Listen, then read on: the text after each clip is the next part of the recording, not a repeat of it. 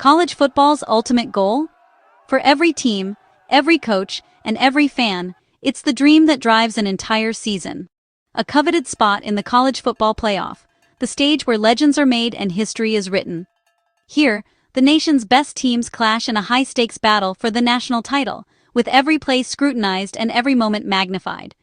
The selection process is intense, unfolding in front of millions of passionate viewers who hang on every update and ranking. A committee of experts, former coaches, players, and administrators, gathers to evaluate the top teams, weighing their strengths and weaknesses to decide who gets to compete for the championship. It's not just about wins and losses. The committee considers strength of schedule, head-to-head results, conference championships, and even how teams performed late in the season. Winning your conference is often a key to getting in, but it's not always a guarantee. Every detail matters. The committee debates these factors for hours, sometimes late into the night, knowing their decisions will shape the entire postseason and the fate of programs across the country. For fans, this process is everything, fueling endless debate, excitement, and sometimes heartbreak as their team's destinies hang in the balance. Making the playoff brings prestige to a university, boosts recruiting, and delivers major financial rewards that can transform entire athletic programs. Being selected means your team is recognized as elite, joining a select group with a shot at immortality. For players, it's a chance to perform on the biggest stage, in front of millions, and create a legacy that will be remembered for generations. This year, the playoff expanded to 12 teams, aiming to make the system more fair and to give more programs a shot at glory. The new format includes the highest-ranked conference champions and several at-large teams, opening the door for more underdogs and surprise contenders. But at-large bids often spark controversy, as fans and analysts argue over which teams truly deserve a spot. The committee must choose from a pool of highly qualified teams, where subjective opinions clash with hard data, and every decision is dissected by the public. The final rankings, announced on Selection Sunday, are a TV event in themselves. Anxious players, coaches, and fans gather to see their fate revealed live. These announcements bring joy or devastation to entire fan bases, instantly changing the mood on campuses and in living rooms across the country. The stakes are enormous. One decision can define a season, a career, or even the legacy of a program. The expanded playoff was meant to solve old problems, but new debates have emerged, keeping the conversation alive year after year. Every year the process is scrutinized, and every year someone feels left out, sparking passionate reactions both in person and online. The college football playoff is the modern arena for college football's greatest drama, where dreams are realized and heartbreak is just a play away. And this season, that drama reached a fever pitch, reminding us all why college football is so much more than just a game. Notre Dame's 2025 season was a testament to resilience, grit, and the unbreakable spirit that defines the Fighting Irish. From the very first snap, this team set out to prove that last year's disappointments were nothing but fuel for a new era. The journey began with a heart-wrenching loss to Miami, 27-24, a game that slipped away in the final minutes, leaving players and fans stunned.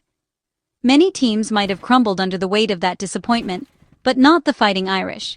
Instead, they gathered themselves, determined to write a different story. They used that defeat as motivation, pushing themselves harder in every practice, every meeting, and every moment on the field. The message was clear: one game would not define their season. After the opener, Notre Dame didn't lose again. They responded with a fire that burned brighter each week. They rattled off 10 straight wins, growing stronger and more confident with every victory. Each game became a statement, a reminder that the Irish were back. The team climbed the playoff rankings, earning national respect and silencing doubters who questioned their resolve. As an independent, Notre Dame doesn't play a conference championship game. Their path is different. Every regular season game is a must-win, every week a test. Their regular season ended at 10-2, while other teams had one more chance to impress the playoff committee with a conference title. Heading into Selection Sunday, Notre Dame was ranked ahead of Miami every week, their resume shining with quality wins and consistency. Their strength of schedule was nearly identical to Miami's, making the comparison between the two teams even more intense. The Irish believed their 10-game winning streak and consistent ranking had earned them a playoff spot. The locker room buzzed with anticipation and hope. Their fans were confident. Notre Dame had done everything necessary. The energy on campus was electric, with students and alumni rallying behind their team. The body of work was strong, the momentum undeniable. Each win added to the narrative of redemption, building a case that was hard to ignore. The community felt their season of redemption deserved a place in the 12-team field. Local businesses, families, and lifelong fans all shared in the dream.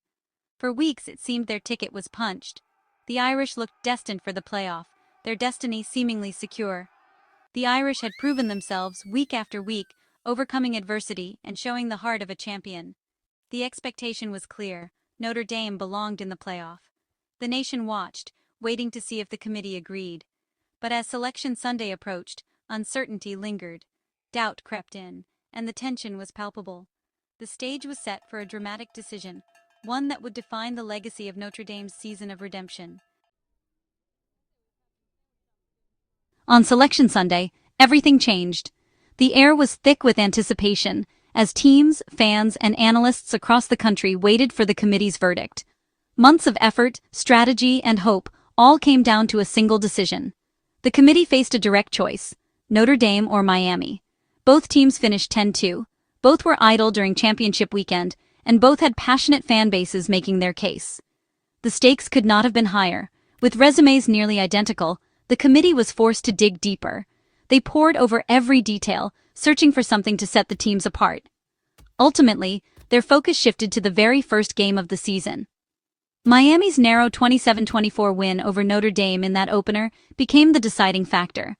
That single contest, played months earlier, suddenly carried enormous weight.